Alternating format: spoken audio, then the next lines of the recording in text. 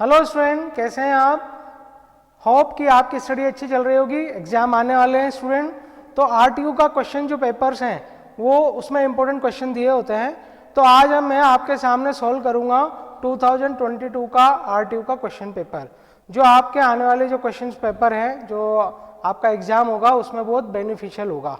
तो जैसा कि आप जानते हैं आरटीयू के जो क्वेश्चन पेपर्स होते हैं उनका पैटर्न होता है कि उसमें 3 सेक्शन होते हैं, section A, section B and section सी।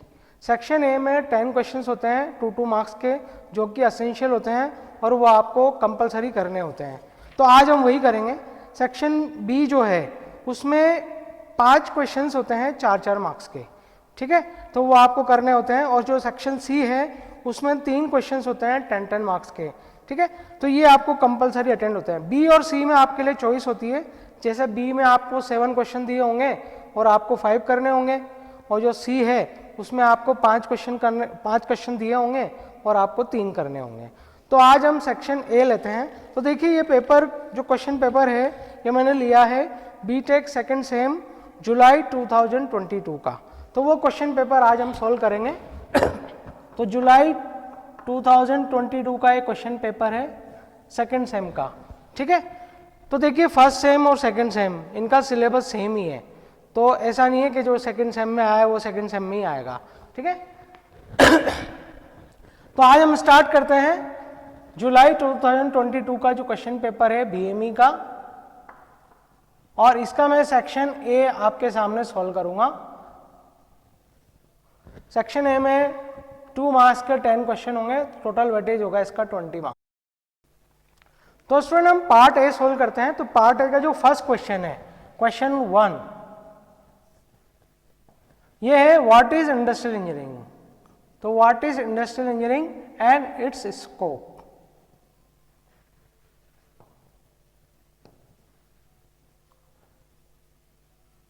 और इट्स स्कोप, ठीक है। तो स्कोप में हम क्या करेंगे, सबसे पहले हम बात करेंगे, क्योंकि इंडस्ट्रियल मैकेनिकल में कई सब्जेक्ट्स होते हैं, उसका एक सब्जेक्ट है इंडस्ट्रियल इंजीनियरिंग। तो हम कह सकते हैं कि इंडस्ट्रियल इंजीनियरिंग एक ब्रांच है किसकी, मैकेनिकल इंजीनियरिंग की।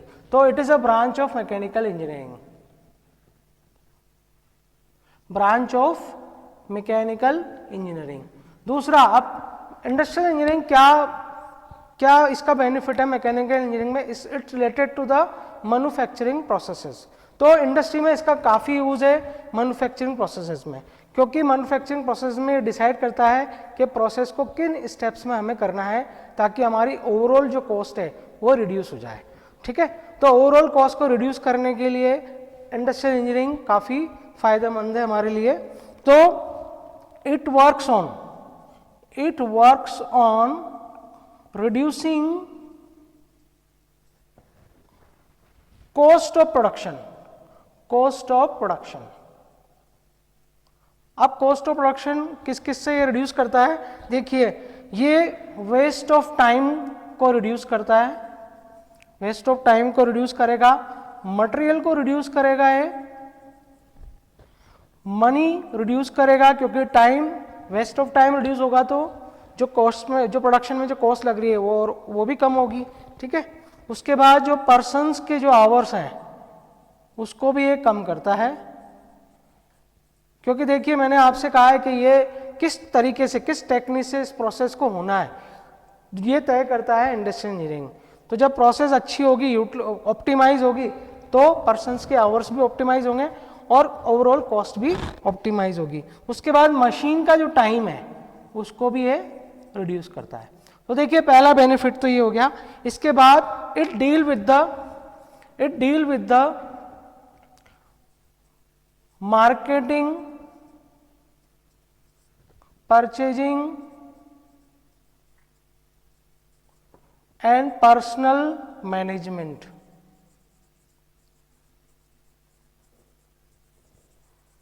पर्सनल मैनेजमेंट में ये आपके पर्सन आवर जो है ये सब आ गए, ठीक है। तो 2 एडवांटेज हमें लिखने हैं, क्योंकि देखिए 2 मार्क्स का क्वेश्चन है, वैसे तो बहुत सारे एडवांटेज है इंडस्ट्रियल इंजीनियरिंग के, तो हमें ज़्यादा इसमें टाइम नहीं देना है, 5 to 6 मिनट में हमें इसको पूरा करना है, ठीक है। तो ये इस तरह से पहला जो क्वेश्चन है आपका इंडस्ट्रियल इंजीनियरिंग का वो कंप्लीट होता है। ओके स्टूडेंट, तो अब हम सेकंड क्वेश्चन लेते हैं। देखिए सेकंड क्वेश्चन है आपका, explain the adiabatic system with suitable example. तो देखिए जब हमने कंसेप्ट ऑफ थर्मोडायनेमिक्स पढ़े हैं, जो कि इस सब्जेक्ट का स्टार्टिंग है बीएमई का, जिसमें हमने पढ़ा है कई तरह के थर्मोडायनेमिक सिस्टम होते हैं, जैसे क्लोज सिस्टम है, ओपन सिस्टम है, ठीक है, आइसोलेटेड सिस्टम है, और एक हमने एडियाबैटिक सिस्टम भी पढ़ा है। तो देखिए एडियाबैटिक सिस्टम क्या है? ऐसा थर्मोडायनेमिक सिस्टम जिसकी बाउंड्रीज को हम थर्मली इंसुलेट कर दें, ठीक है। तो हम सबसे पहले स्टार्ट करते हैं, तो एडियाबैटिक सिस्टम की हम बात कर रहे हैं, एडियाबैटिक सिस्टम। तो जैसे मैंने आपसे कहा कि ऐसा थर्मोडायनेमिक सिस्टम जिसकी बाउंड्रीज को हम थर्मली इंसुलेट कर दें। थर्मली इंसुलेट करने का मतलब है कि उसमें से हीट ट्रांसफर नहीं हो सकता, न तो हीट बाहर जा सकती है और न ही एनवायरनमेंट की हीट अंदर आ सकती है, लेकिन एनर्जी ट्रांजैक्शन वो कर सकता है, किसके थ्रू? वर्क के थ्रू, ठीक है। तो energy can transfer in the form of work, but heat can not be transfer across the boundary, ठीक है। तो ये इसका एडियाबैटिक सिस्टम का डेफिनेशन होगा कि heat can not be transferred across the system, across the system। एक point हम यहां ऊपर लिख देंगे, thermally insulated, thermally insulated boundary.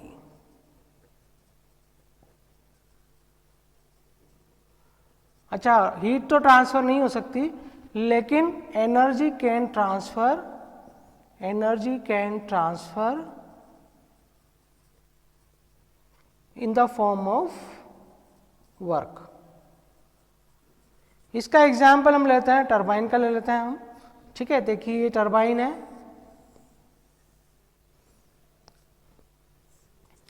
अगर इसकी बाउंड्रीज को मैंने थर्मली इंसुलेट कर दिया, देखिए थर्मली इंसुलेट करने का ये सिंबल है। अगर आपको सिस्टम के चारों तरफ इस तरह का अगर आपको कन्वेंशन मिले, इस तरह के साइन मिले, तो इसको हम कहते हैं थर्मली इंसुलेटेड बाउंड्री। तो इसमें क्या होगा, यहां पर ये जो वॉल है टरबाइन की, इससे हीट ट्रांसफर क्या होगा? It is zero, there is no heat transfer. लेकिन टरबाइन से जनरेटर को जो वर्क है वो ट्रांसफर होता रहेगा, ठीक है। तो ये इसका एक एग्जाम्पल हो गया। तो ये हमारा सेकंड क्वेश्चन हो गया कि व्हाट इज एडियाबैटिक सिस्टम। अब हम थर्ड क्वेश्चन पे आते हैं स्टूडेंट। तो थर्ड क्वेश्चन हमारा है, describe zeroth law of thermodynamics. तो स्टूडेंट हम क्वेश्चन नंबर 3 लेते हैं। देखिए तो क्वेश्चन 3 क्या है? क्वेश्चन 3 है, describe the zeroth law of thermodynamics. तो देखिए हमने लॉ ऑफ थर्मोडायनेमिक्स पढ़ा है, जिसमें जीरोथ लॉ होता है, फर्स्ट लॉ होता है, सेकेंड लॉ ऑफ थर्मोडायनेमिक्स होता है। तो सबसे पहले हम बात करते हैं जीरोथ लॉ ऑफ थर्मोडायनेमिक्स की। तो जीरोथ लॉ ऑफ थर्मोडायनेमिक्स क्या होता है? देखिए सबसे पहले हम बात करते हैं कि ये किस प्रिंसिपल पे बेस्ड है। तो देखिए जीरोथ लॉ ऑफ थर्मोडायनेमिक्स है वो प्रिंसिपल ऑफ थर्मल इक्विलिब्रियम पे बेस्ड है, ठीक है। तो ये इक्वलिटी ऑफ टेम्परेचर को बताता है कि दो सिस्टम जब कांटेक्ट में आते हैं तो अल्टीमेटली जब उनके बीच में हीट ट्रांसफर होता है तो वो इक्वल टेम्परेचर पे आ जाते हैं। अच्छा, इसका एप्लीकेशन क्या है? इसका एप्लीकेशन है, it is the basis of temperature measurement. तो टेम्परेचर मेजरमेंट के जो इक्विपमेंट है वो इसी प्रिंसिपल के बाद बने थे, first law zeroth law of thermodynamics के बाद। तो हम बात करते हैं, it is a basis of temperature measurement, temperature measurement. अच्छा, इसका प्रिंसिपल क्या है? इसका प्रिंसिपल है जिस पर ये बेस्ड है वो है आपका इक्वलिटी ऑफ टेम्परेचर कहें हम,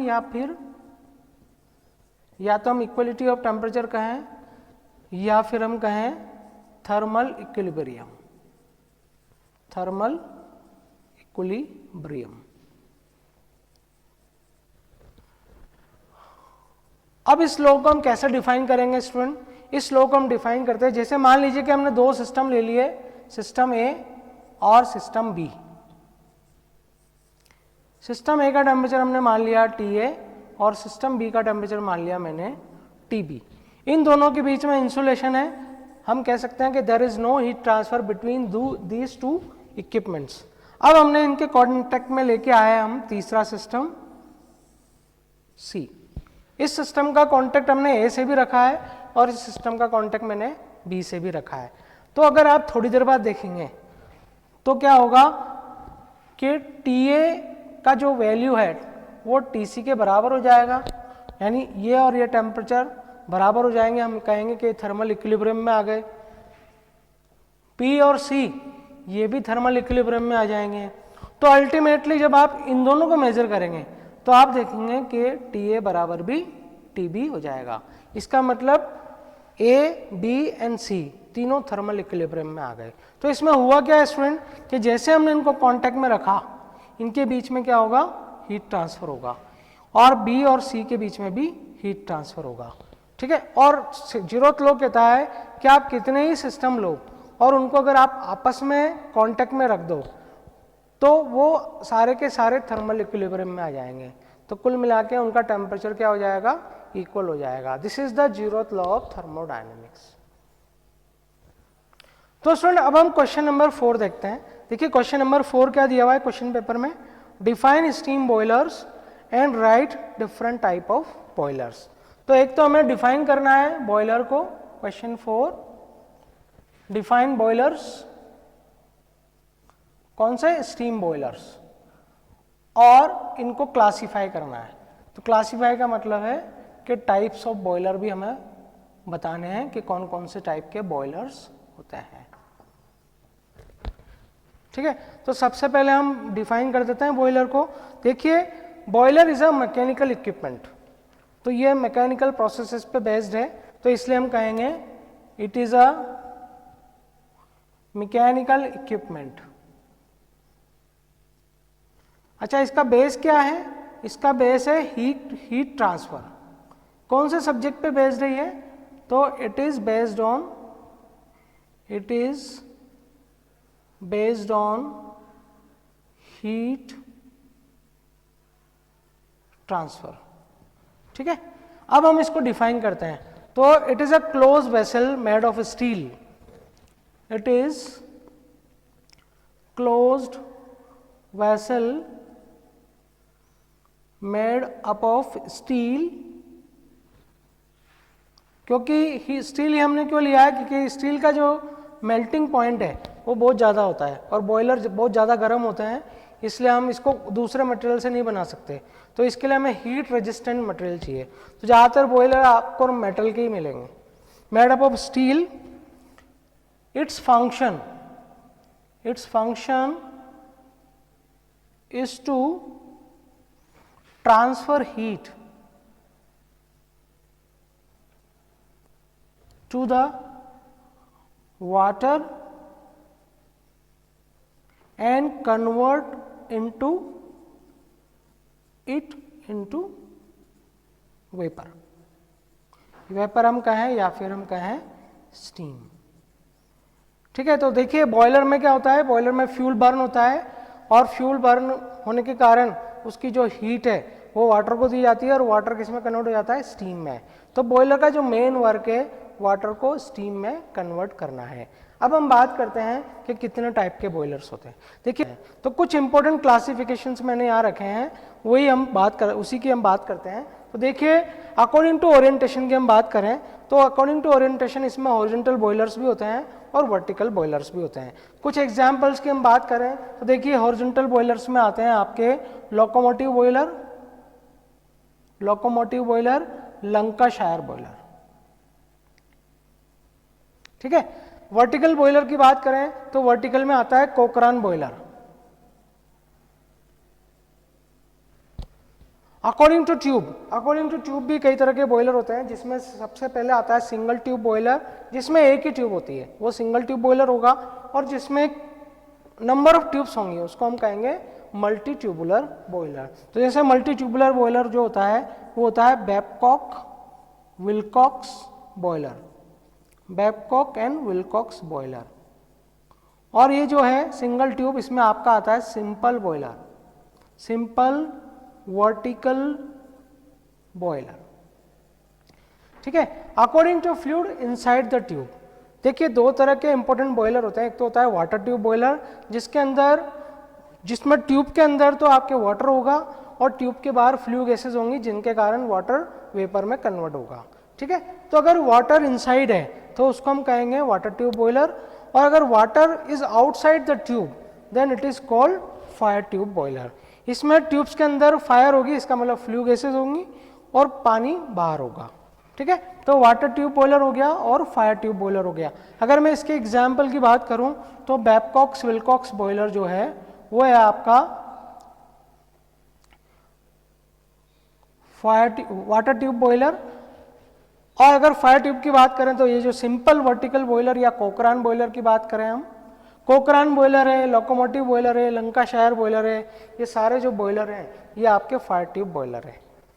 अकॉर्डिंग टू प्रेशर हमने 3 पार्ट्स में डिवाइड किया है, लो प्रेशर है, मीडियम प्रेशर है, हाई प्रेशर है। जिन बॉयलर्स से हम हाई प्रेशर की स्टीम प्राप्त कर सकते हैं वो हाई प्रेशर बॉयलर्स होते हैं, जिन बॉयलर से हम लो प्रेशर स्टीम प्राप्त कर सकते हैं वो लो प्रेशर बॉयलर है। तो जैसे हम बात करें लोकोमोटिव, लंकाशायर, कोकरान, ये सब लो प्रेशर बॉयलर हैं। और अगर हम मीडियम प्रेशर की बात करें तो मीडियम प्रेशर में आपका आता है बैबकॉक्स विल्कॉक्स बॉयलर। और अगर अब ज़्यादा ही प्रेशर हमें चाहिए, बहुत ज़्यादा प्रेशर की हमें स्टीम चाहिए, तो फिर हम बात करते हैं हाई प्रेशर बॉयलर। तो हाई प्रेशर बॉयलर में आपके आते हैं बेंसन बॉयलर,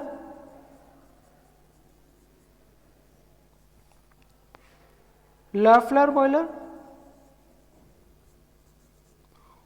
और लेमंट बॉयलर। तो ये लेमंट बॉयलर, ये तीनों जो बॉयलर हैं ये बहुत ज़्यादा प्रेशर की स्टीम हमें देते हैं। तो इस तरह से ये क्लासिफिकेशन हो गया बॉयलर का। सो स्टूडेंट अब हम क्वेश्चन नंबर 5 करते हैं। देखिए क्वेश्चन नंबर 5 जो है वो टरबाइन चैप्टर से रिलेटेड है। तो क्वेश्चन नंबर 5 मैं रीड करता हूँ, डिफाइन ब्लेड वेलोसिटी कोफिशिएंट। तो क्वेश्चन नंबर 5 हमारे पास है define blade velocity coefficient. Blade velocity coefficient को हम K से सिंबलाइज कर रहे हैं। अगर मैं इसकी डेफिनेशन की बात करूं तो सिंपल से इसकी डेफिनेशन है VR2 अपॉन VR1। देखिए VR2 क्या है, VR2 है velocity of steam, relative velocity of steam eight outlet, and VR1 है relative velocity of steam eight inlet. तो देखिए जब टरबाइन में जब स्टीम टरबाइन की ब्लेड के ऊपर एंटर होती है तो एंट्रेंस पर जो उसकी रिलेटिव वेलोसिटी होती है वो VR1 होती है, और जब ब्लेड से एग्जिट होती है तब उसकी वेलोसिटी VR2 होती है। तो इन दोनों वेलोसिटी का जो रेशो है that is called blade velocity coefficient. और हमें कितना वर्क मिलेगा वो इस रेशो पर डिपेंड करता है, ठीक है। तो देखिए VR2 को हम लिख सकते हैं relative velocity at exit of blade, और ये हो गया relative velocity at entrance of blade. इसको हम किससे निकाल सकते हैं, इसको हम वेलोसिटी ट्रायंगल से निकाल सकते हैं। तो देखिए हमने वेलोसिटी ट्रायंगल बढ़ा है कि जब टरबाइन की जो ब्लेड है उस पर जब स्टीम एंटर होती है तब उसकी वेलोसिटी जो होती है VR1 होती है, it is a relative velocity, और जब टरबाइन से जब एग्जिट होती है तो उसकी वेलोसिटी होती है VR2। तो इन दोनों वेलोसिटी का जो रेशो है that is called blade velocity coefficient, और इसी कोफिशिएंट पर डिपेंड करता है कि कितनी पावर स्टीम टरबाइन ब्लेड को ट्रांसमिट करेगी। अब हम क्वेश्चन नंबर 6 करते हैं। तो क्वेश्चन नंबर 6 जो है वो आपके चैप्टर जो 6 है मैकेनिकल प्रॉपर्टीज ऑफ मटेरियल उससे रिलेटेड है। तो यहाँ पर हमसे 2 प्रॉपर्टीज हैं उनकी डेफिनेशन पूछी है। तो क्या क्वेश्चन है, देखिए क्वेश्चन नंबर 6 है define toughness and brittleness of material. तो देखिए ये क्वेश्चन है हमारा कि टफनेस एंड ब्रिटलनेस क्या होती है मटेरियल की। तो एक एक करके हम डिस्कस करते हैं। ये दोनों ही मैकेनिकल की, ये दोनों ही किसी मटेरियल की मैकेनिकल प्रॉपर्टीज है, ठीक है। तो सबसे पहला स्टेटमेंट हमारा होगा both are mechanical properties mechanical properties of the material. ठीक है, दोनों मैकेनिकल प्रॉपर्टीज है। सबसे पहले हम टफनेस को डिफाइन करते हैं। तो व्हाट इज टफनेस? देखिए टफनेस क्या प्रॉपर्टी है? It is a ability of material to absorb the energy and gets deformed plastically without fracture. ये एनर्जी को एब्जॉर्ब करेगी, ठीक है, एब्जॉर्ब करके मटेरियल को डिफॉर्म करेगी, लेकिन तब तक मटेरियल में कोई फ्रैक्चर नहीं होगा अंडर इम्पैक्ट लोड। तो किसी मटेरियल पे आप बहुत तेज वेलोसिटी से अगर आप इम्पैक्ट करा रहे हैं किसी और मटेरियल की, ठीक है, तो वो उस मटेरियल की जो प्रॉपर्टी, उस मटेरियल की जो एनर्जी है उसको वो एब्जॉर्ब कर लेगी और वो मटेरियल डिफॉर्म हो जाएगा, लेकिन उसमें फ्रैक्चर नहीं होगा।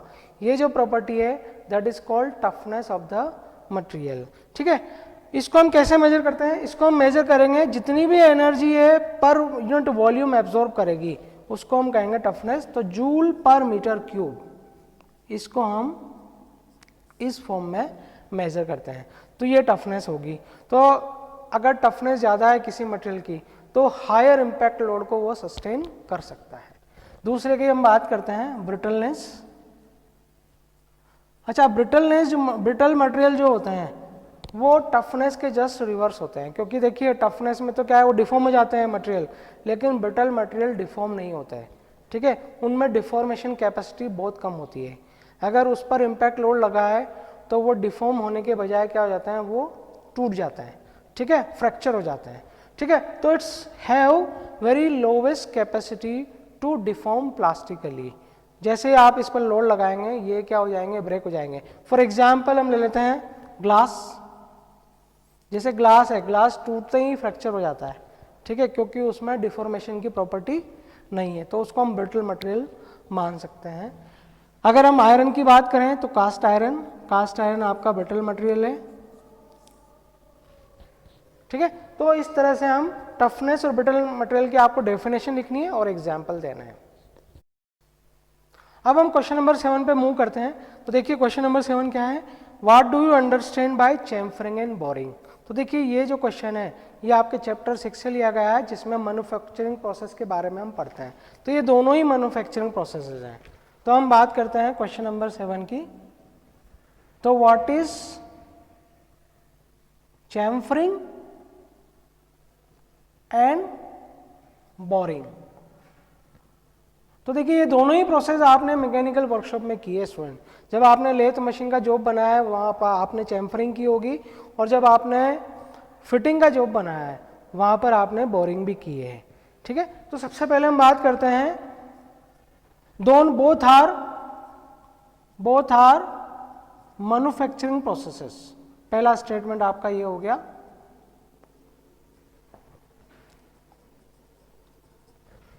अब हम चैम्फरिंग की बात करेंगे। चैम्फरिंग क्या होती है? जब हम स्टूडेंट जॉब बनाते हैं मेटल के, जैसे आपने लेथ मशीन का जॉब बनाया था, तो उसमें जो जॉब पीस था उसके चारों तरफ शार्प एजेस थी।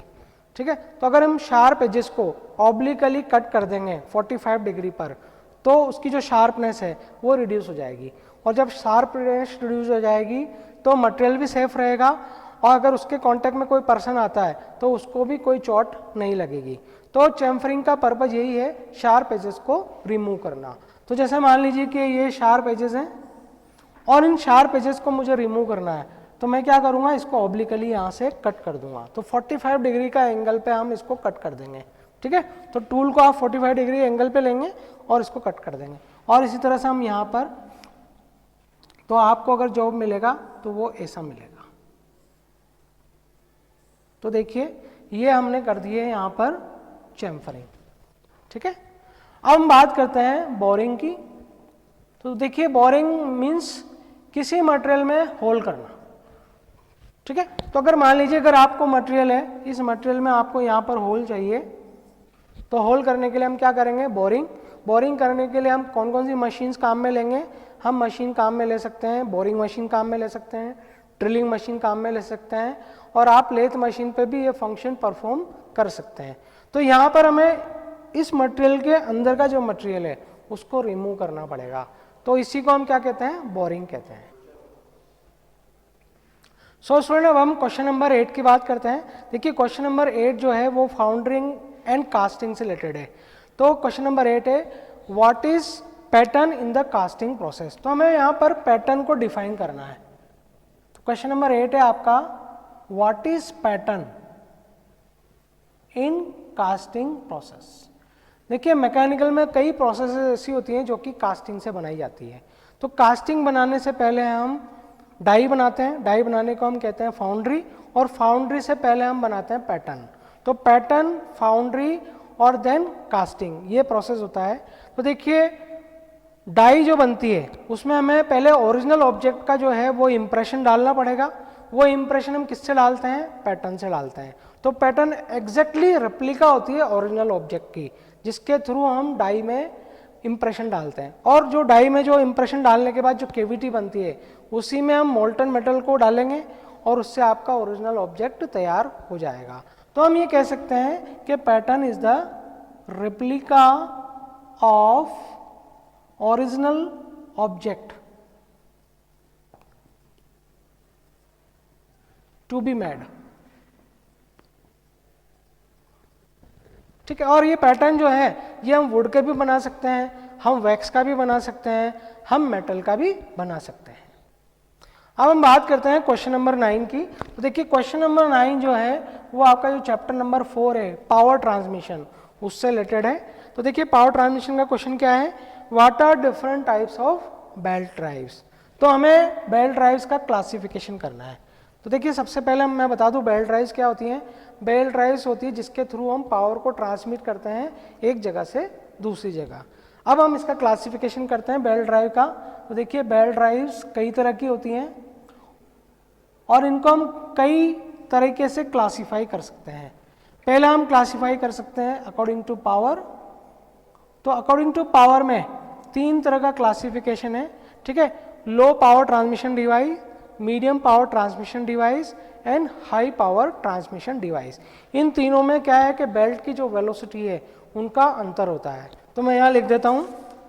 सबसे पहले हम बात करते हैं लो पावर ट्रांसमिशन डिवाइस, फिर लेते हैं हम मीडियम पावर ट्रांसमिशन डिवाइस और फिर हम लेते हैं हाई पावर ट्रांसमिशन डिवाइस की। तो नाम से आपको समझ में आ रहा होगा कि लो पावर क्या होती है, हाई पावर क्या होती है और मीडियम पावर क्या होती है।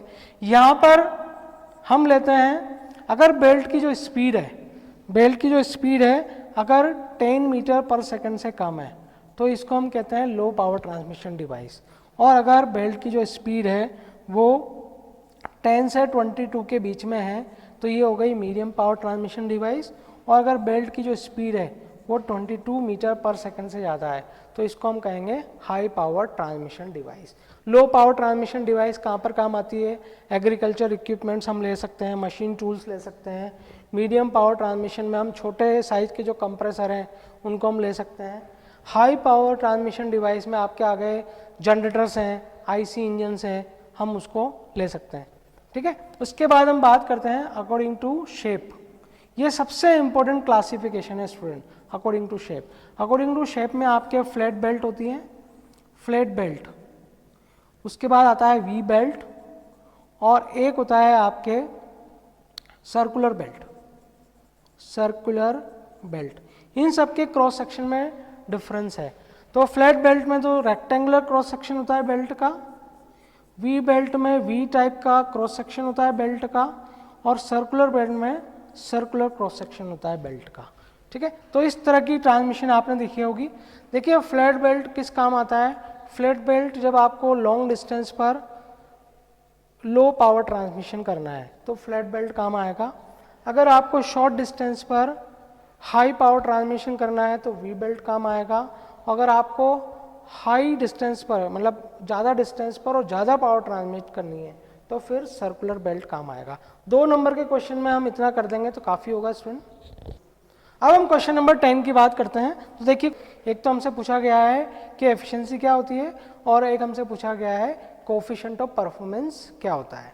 तो क्वेश्चन नंबर 10 है हमारे लिए कि what is efficiency and COP। ठीक है, इसको हमें डिफाइन करना है। तो देखिए एफिशिएंसी जो है ये तो हम काम में लेते हैं आईसी इंजन में, ये आईसी इंजन की टर्म है या फिर हम कहें इंजन की टर्म है, और ये जो सीओपी है ये रेफ्रिजरेटर की टर्म है, रेफ्रिजरेटर की। तो अगर मुझे इंजन का इफेक्टिवनेस निकालना है तो मैं एफिशिएंसी से निकालूंगा, और अगर मुझे रेफ्रिजरेटर का इफेक्टिवनेस निकालना है तो मैं किससे निकालूंगा, सीओपी से। ठीक है, तो सबसे पहले हम बात करते हैं एफिशिएंसी की। तो स्टूडेंट पहले मैं आपको इंजन का प्रोसेस बताता हूँ। देखिए इंजन में क्या होता है, ये अगर हम इंजन मान लें, इंजन को हम इनपुट देते हैं किसकी टर्म में, फ्यूल की टर्म में। ये इंजन इनपुट लेता है और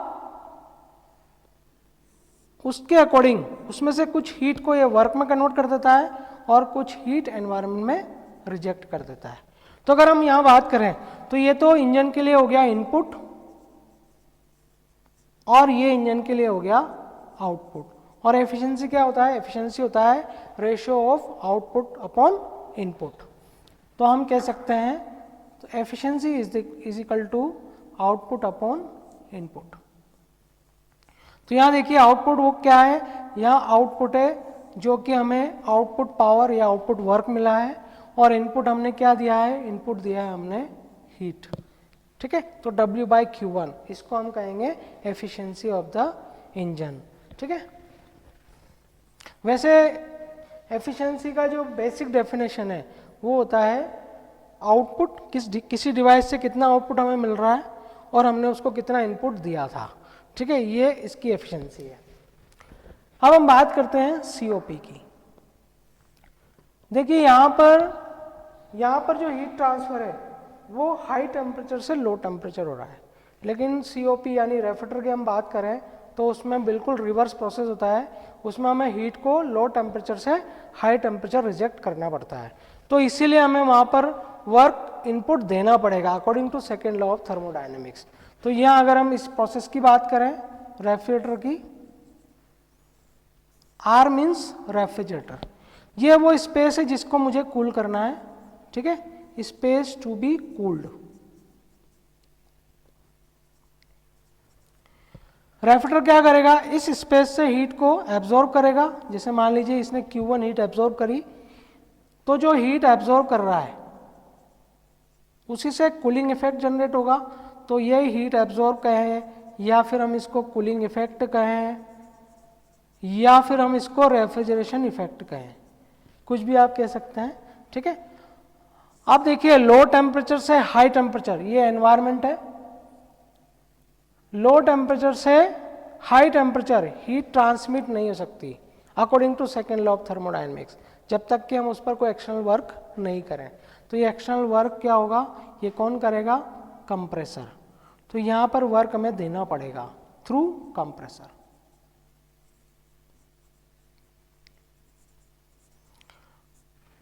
तो देखिए अगर हम इस डिवाइस की बात करें तो इस डिवाइस के लिए आउटपुट ये है, क्योंकि हमें कूलिंग करना है तो हमारे लिए आउटपुट ये है, और इनपुट हमें कितना देना पड़ा, ये इनपुट हमारे लिए हो गया। ठीक है, तो यहाँ पर इसकी डेफिनेशन हो जाएगी सीओपी की, it is the ratio of refrigeration effect produce by the refrigerator to the work done by the compressor या फिर work supplied by the compressor. तो यहाँ पर हो गया रेफ्रिजरेशन इफेक्ट अपॉन वर्क। इसको हम ऐसे भी लिख सकते हैं Q1 अपॉन W। तो इस तरह से स्टूडेंट सेक्शन ए हमारा कंप्लीट हो गया है। तो सेक्शन ए में हमने 10 क्वेश्चन अभी डिस्कस किए हैं। अब आने वाले जो नेक्स्ट वीडियो है उसमें हम इसी क्वेश्चन पेपर का सेक्शन बी डिस्कस करेंगे।